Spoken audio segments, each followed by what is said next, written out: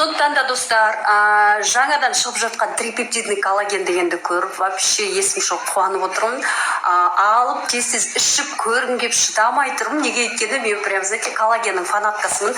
Білмеймін енді, мына коллагеннен артық лучше коллаген бар дегенге мен сене алмаймын бар ғой.